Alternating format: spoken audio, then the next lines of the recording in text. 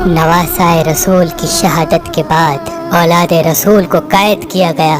नबी की बेटियों को बेपर्दा करके कूफे और शाम की तरफ ले जाया गया। आगे आगे फौजे यजीद नाचती हुई जा रही है और पीछे पीछे रसूल अल्लाह की बेटियां नवासियां कैद होके बेवारिस व मददगार होके चल रही हैं। फौजे यजीद के हाथ में तमाम शहीदों के कटे हुए सर थे और वहाँ बगैर सर के जमीन करबला पे लाश बिखरे हुए थे। तारीख ने कह दिया कि बगैर कफन और दफन के 3 दिन तक रसूल अल्लाह के खानदान की लाशें जमीन करबला पे बिखरी हुई थी।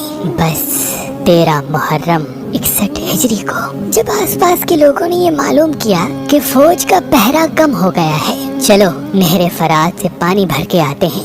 बनी असद की कुछ औरतें जब नहरे फरात से पानी भरने लगी तो देखा करबला की जमीन पे लाशें बिखरी हुई हैं। कहीं किसी का बाजू, कहीं किसी का जिस्म। उन्होंने जब इस आलम को देखा तो रोते रोते अपने मर्दों के पास गई और कहने लगी, ऐ रसूल अल्लाह का कलमा पढ़ने वालों, इस जमीन करबला पे रसूल अल्लाह का खानदान था। शायद यजीद की फौज ने उनको कत्ल कर दिया। उनकी लाशें बिखरी हुई हैं, उनके ख़याम चले हुए हैं। आओ उन गरीबों को तदफीन करते हैं। उन मर्दों ने कहा, क्या पागल हो गई हो क्या? यजीद ने कत्ल किया है। अगर हम इनको तदफीन करेंगे तो ऐसा ना हो कि यजीद हमारा भी दुश्मन बन जाए। छोड़ दो, कोई न कोई आएगा तदफीन कर देगा। उन औरतों ने कहा, ताजुब है कि तुम अपने आप को मुसलमान कहलाते हो, रसूल अल्लाह का कलमा पढ़ते हो और उनके नवासे बेटों के लिए ये मवद्दत रखते हो। क्या कहा था रसूल अल्लाह ने कि मैं अजरे रिसालत कुछ नहीं मांगता सिवाय इसके कि मेरी आल से मोहब्बत करो, मवद्दत करो। अगर तुम नहीं जाते न जाओ, हम जाएंगे रसूल अल्लाह के नवासे को तदफीन करने। बात जब यहाँ तक पहुँची तो उन मर्दों में से कुछ की गैरत जाग गई और वो औरतों के साथ जमीन करबला पहुँचे। बस उनका जमीन करबला पहुँचना था। देखें कि किसी के तन पे सर नहीं, किसको किस तरह तदफीन करें। उन्होंने सोचा कि एक बड़ा सा खड्डा खोदते हैं और सब लाशों को उसमें तदफीन कर देते हैं। वो खड्डा खोद ही रहे थे कि इतनी देर में मौजज़े से एक घोड़े सवार आया। उन्होंने समझा शायद कोई सिपाही है। पूछने लगे, कौन हो तुम? वो घोड़े सवार रो के कहने लगा, मैं रसूल अल्लाह के नवासे का बेटा अली ज़ैनुल आबदीन हूँ। उस जवान को देख के सबकी आंखें भर आई। इमाम ज़ैनुल आबदीन ने रसूल अल्लाह की अबा बिछाई और जमीन करबला से इमाम हुसैन अलैहिस्सलाम की लाश को चुनना शुरू कर दिया। कहीं से इमाम हुसैन की उंगली मिलती है, कहीं से इमाम हुसैन के जिस्म का कुछ हिस्सा मिलता है, कहीं से पाँव मिलते हैं, कहीं से कंधों का गोश्त मिलता है।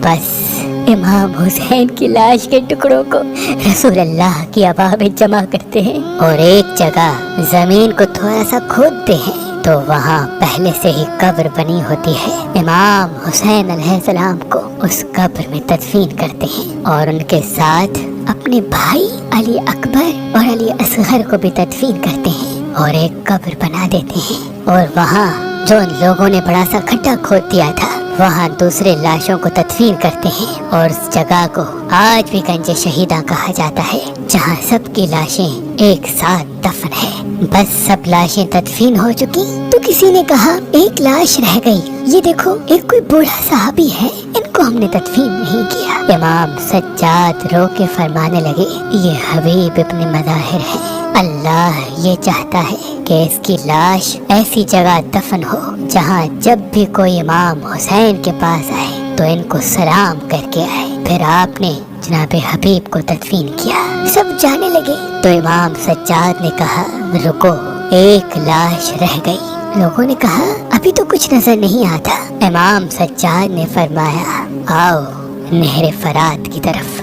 जैसे ही जाने लगे एक बाजू नजर आया और थोड़ा आगे बढ़े दूसरा बाजू नजर आया। बस थोड़ा आगे ही चलना था तो जनाब अबुल फजल अब्बास सलमदार की लाश नजर आई। जनाब गाजी अब्बास को उसी जगह तदफीन कर दिया जहाँ वो घोड़े की जीन से जमीन पे आए। आज भी कब्र अब्बास और कब्र हुसैन एक दूसरे के आमने सामने हैं। सलाम हो रसूल अल्लाह के कुनबे पर, सलाम हो रसूल अल्लाह के फर्जंद पर, सलाम हो उन गरीबों पर जिनकी लाश 3 दिन तक बेगौर कफन रही।